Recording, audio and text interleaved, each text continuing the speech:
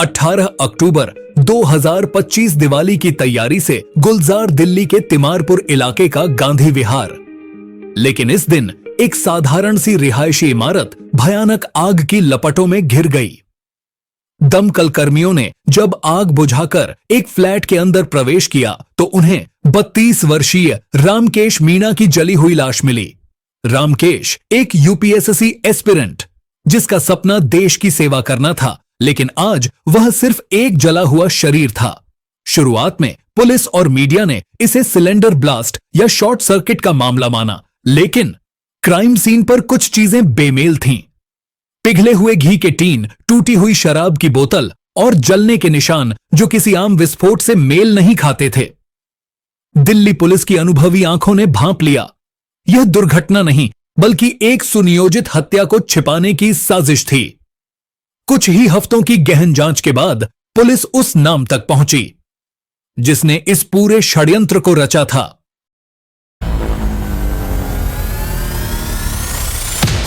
अमृता चौहान 25 वर्ष, वह रामकेश मीणा की लिव इन पार्टनर थी। अमृता एक फोरेंसिक साइंस ग्रेजुएट थी, यानी वह जानती थी कि सबूतों को कैसे मिटाया जाता है। लेकिन जिस चीज ने उसे खूनी बनाया वह था विश्वासघात। रामकेश ने अमृता के कई अंतरंग वीडियोज उसकी मंजूरी के बिना रिकॉर्ड कर लिए थे।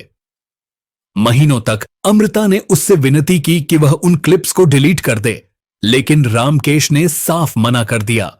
लेकिन जब अमृता को पता चला कि हार्ड ड्राइव में सिर्फ उसके नहीं बल्कि 15 से ज्यादा अन्य महिलाओं के भी ऐसे ही वीडियोज मौजूद हैं, तो अपमान और बदले की आग ने उसे तोड़ दिया। रामकेश मीणा अब सिर्फ एक क्रूर ब्लैकमेलर था और अमृता ने हमेशा के लिए खामोशी ढूंढने का फैसला किया।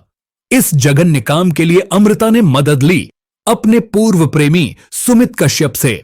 सुमित एक एलपीजी डिस्ट्रीब्यूटर था और उसे आग लगने की घटनाओं को मंचित स्टेज करने का हुनर पता था। साथ में सुमित के दोस्त संदीप कुमार भी इस षड्यंत्र में शामिल हो गया। पुलिस रिकॉर्ड के मुताबिक 18 अक्टूबर की रात इस तिकड़ी ने रामकेश मीणा का गला घोंटकर हत्या कर दी। फिर सबूत मिटाने के लिए उन्होंने पूरे कमरे में घी और शराब छिड़की और आग लगा दी। अमृता, जिसे अपने माता पिता ने इस रिश्ते के कारण पहले ही छोड़ दिया था, उस छोटे से अपार्टमेंट को जलते हुए देखती रही जहां उसकी जिंदगी और रामकेश के राज दोनों जल रहे थे। लेकिन अपराध की आग बुझने के बाद भी सबूतों की राख बाकी थी। सीसीटीवी फुटेज और कॉल रिकॉर्ड्स ने इस पूरे प्लान को बेनकाब कर दिया। तीनों को गिरफ्तार कर लिया गया और उन पर आईपीसी की धारा 300, 201 सबूत नष्ट करना और 100B के तहत मामला दर्ज किया गया। लेकिन इस कहानी का सबसे चौंकाने वाला और चिंताजनक पहलू अब सामने आया। जैसे ही इस केस के विवरण सार्वजनिक हुए, सोशल मीडिया पर एक अजीब लहर चल पड़ी। हजारों लोग, खासकर महिलाएं, अमृता चौहान को एक देवी या न्याय दिलाने वाली के रूप में देखने लगे। कमेंट्स में उसे ब्लैकमेलर के खात्मे के लिए सराहा गया। लोग पूछ रहे थे, जब कानून ऐसे अपराधियों को सजा नहीं दे पाता तो क्या यही आखिरी रास्ता बचता है? हैशटैग ट्रेंड हुए जो उसके साहस की तारीफ कर रहे थे। लेकिन सवाल यह है, क्या कोई भी जुर्म, भले ही वह किसी बद्ध गुनाह की प्रतिक्रिया में किया गया हो, सही ठहराया जा सकता है? क्या ब्लैकमेलिंग से उपजा गुस्सा हत्या का बन सकता है?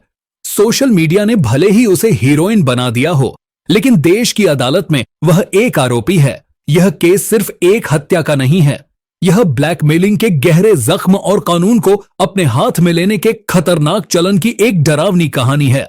जब तक अदालत का फैसला नहीं आ जाता, तब तक अमृता चौहान जेल में है।